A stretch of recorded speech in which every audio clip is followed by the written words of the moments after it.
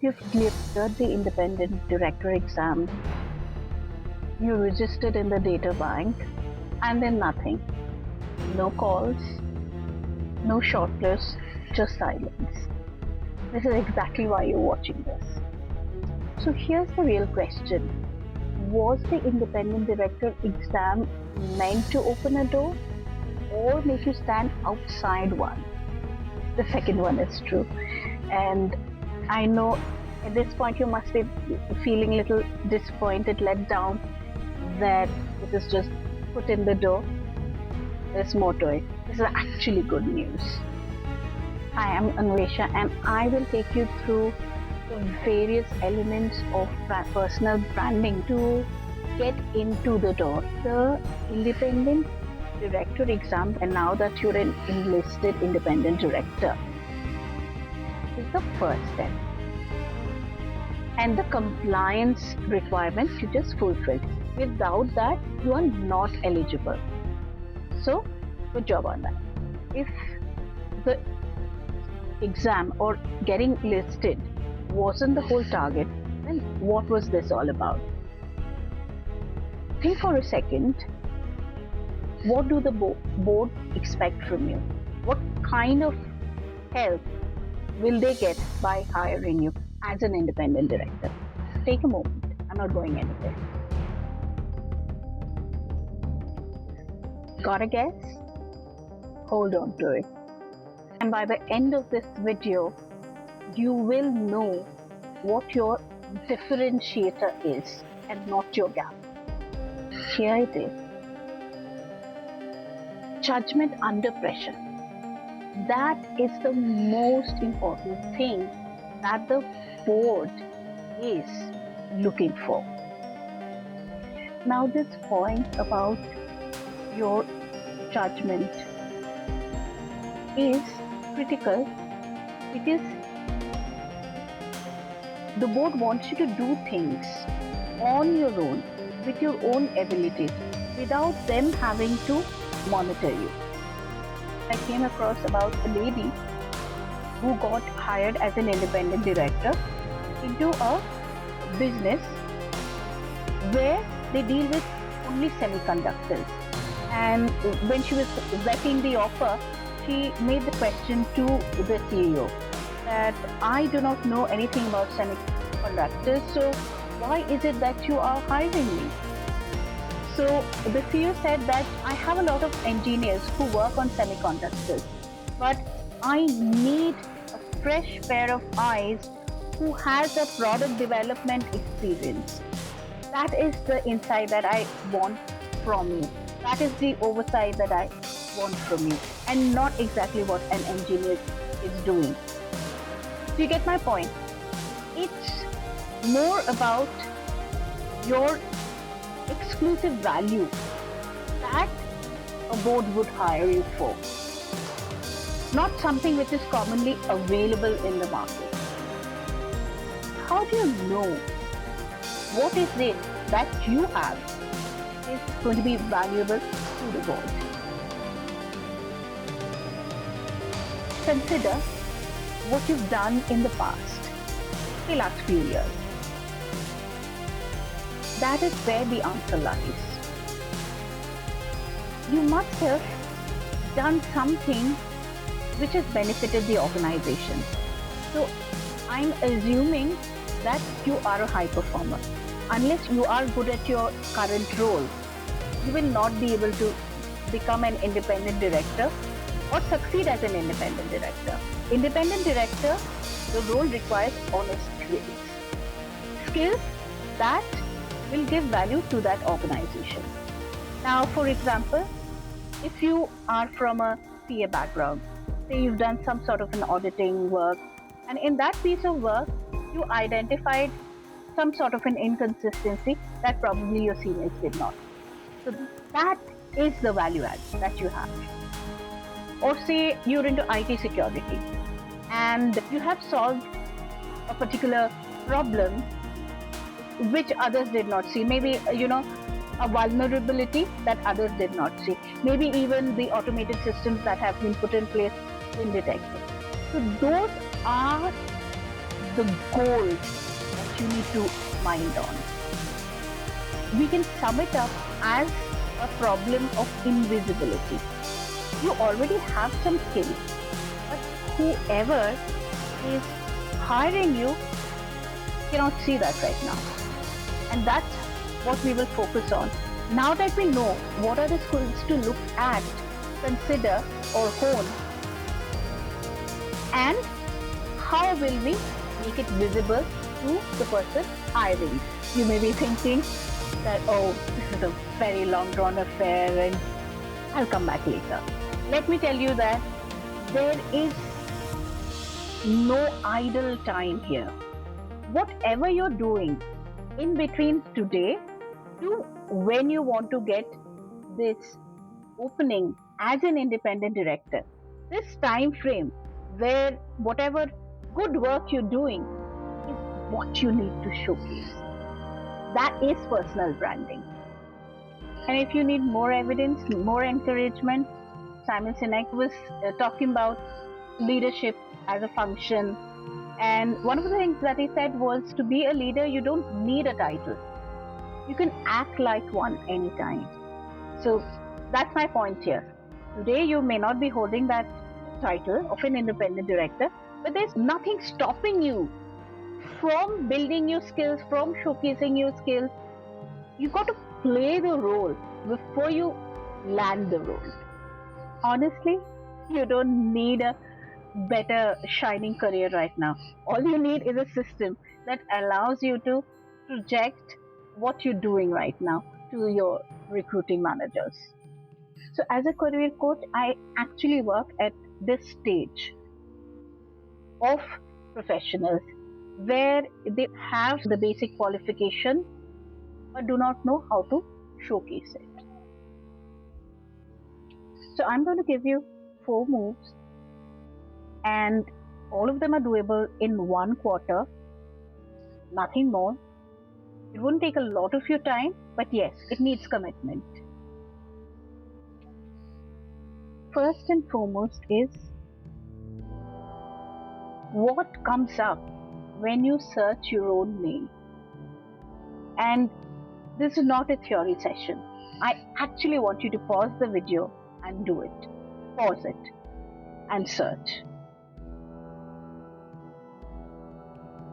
Okay, I'm sure you've done it. What came up? That's the most important thing. That's how we start personal branding. If you are not impressed with what is coming up when you search your own name, trust me, no one else will. So that is the start point. So what you do next? Once you've seen what comes, you need to make a list of what is it that you don't like about it. What is it that you would like to keep, what you would like to let go. Once you've decided that, that's your first frame. Keep it simple. Limit it to 2 to 3 things maximum. And when you're doing this exercise, think of it from another person's point of view. Think of it as when you probably have done hiring yourself. What did you most notice about inner profile? So that is the same exercise that you're doing for yourself. And anywhere you need help, drop a comment. I read all comments and respond to all of them. I can help you with it. Now, once you've done the inventory of what you want to keep, what are the top 3 things that you want to keep, and what is it that you want to let go, be brutal. Let go of things that don't do service to your profile or this independent director role. And now, create one sentence, just one single sentence, where you talk about something about yourself that is a must know for any stranger looking at your profile. And you are mostly set. This is the most important part, because if somebody Googles your name and whatever they see don't impress them, that's it. They're not going to look any further. So it is very important that you understand this step. Replay if required.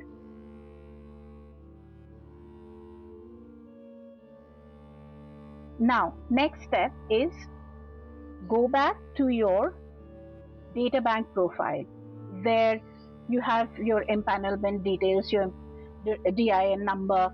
Now see what you want to write there. Because when you Google, not only your LinkedIn profile is going to be visible, IICA data is also going to be visible. So it is important that your LinkedIn profile and your IICA DIN profile that look similar and talk to each other. Whatever strengths you're mentioning there should be there in the other profile as well, or if you have any other profiles. Your data versus Databank talks to each other. So it is important that you know what area you are targeting, what kind of businesses you can service as an independent director. Recruiters are looking for specialists, especially businesses which are niche in nature. Recruiters use keywords, and those keywords, if they are in your profile, will pull your profile up, and that's when they're going to read the entire part of it. And with the advent of AI, there is a lot of information already available.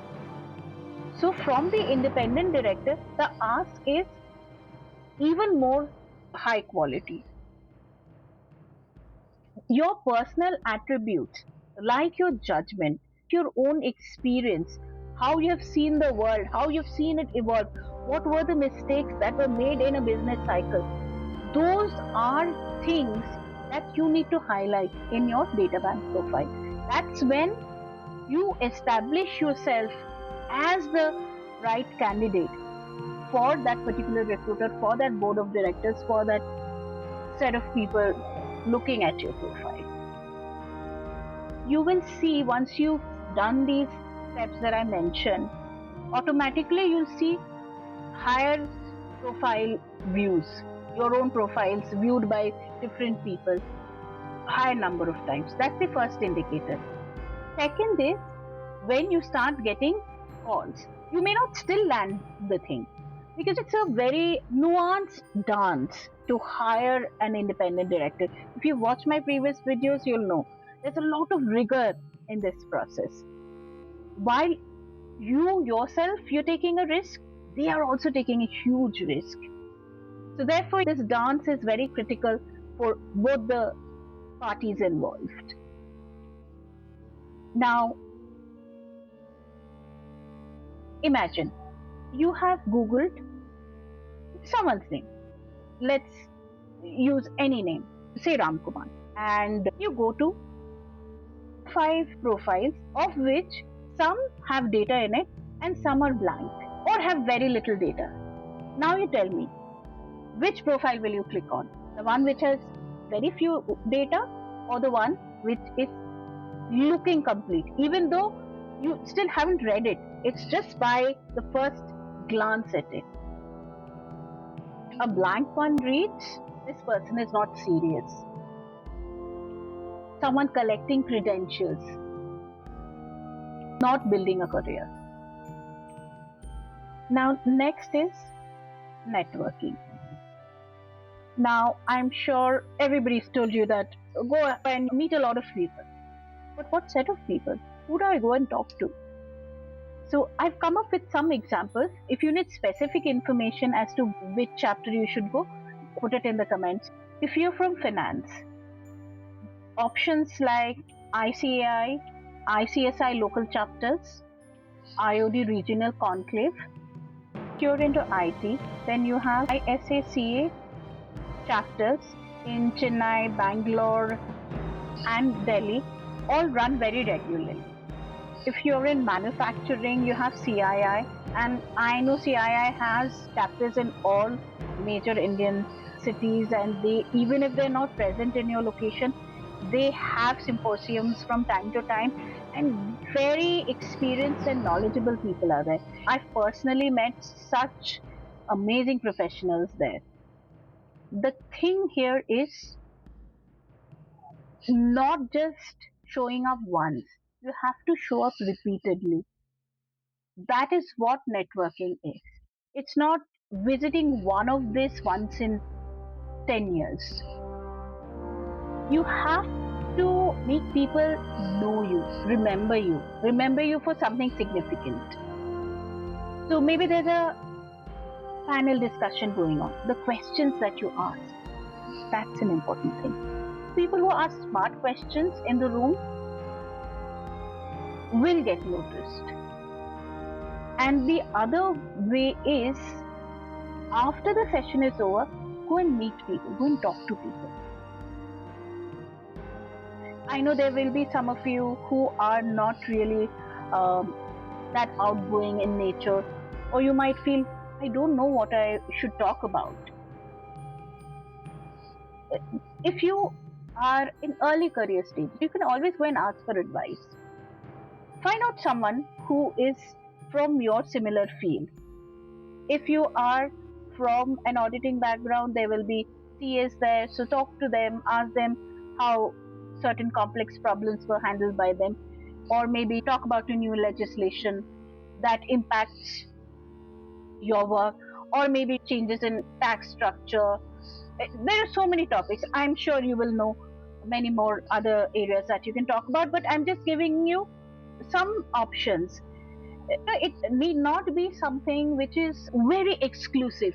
It can be something very commonplace. All you need to do is start it. Starting a conversation is the most difficult thing, and people hesitate to do that. That's why I'm saying start on anything, just anything, but talk. Talking is important. One quick caveat here is, both with regards to your personal branding as well as networking, don't overdo anything. Something, when overdone, becomes your limitation rather than your strength. It irritates people. So, a smart thing would be to read the room, to read the body language of the person you're talking to. If the person is very senior, they may not find it very interesting to talk to you. So, know that cue when your conversation is not anymore important to the individual that you're talking to. So, say thank you for that person's time and move on. Why networking? As I said in all my previous videos as well, that a person will hire another individual if they know that person through some sources. You need not be his or her friend. That's not a requirement. But a requirement is, must have encountered you somewhere. That builds trust. And these are all very trust based relationships. That's how a board member thinks. Showing up consistently, moving around the room, talking to people, those all are going to build your trust with the people around the room. They may not be talking to you directly, and you may not feel it today. Over a period of time, you will see that someone remembers your name. That's your metrics. That, oh, this is working. Now, a recruiter. There will be recruiters in that room as well. So, what they read with your repeated presence is reliability. And that is so, so, so important for this particular role. So, whenever they have an opening, they are going to think about you. As I've said earlier, that these roles, though there are data banks and all of them, but mostly happen through referrals. Referrals may be created, like the ways that I'm telling you how to create your network and become a referral of someone. Or there may be other connections, alumni connection, exploit that.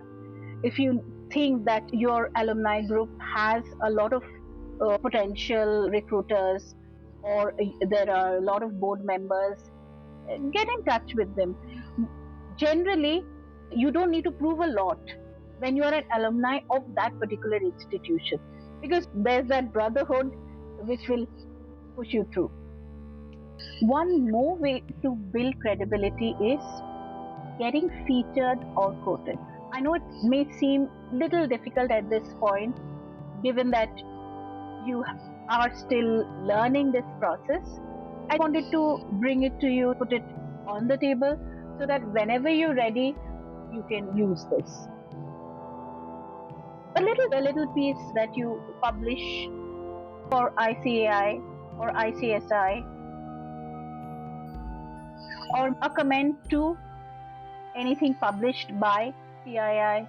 So those can also be a very good way to show that you are an expert or a budding expert.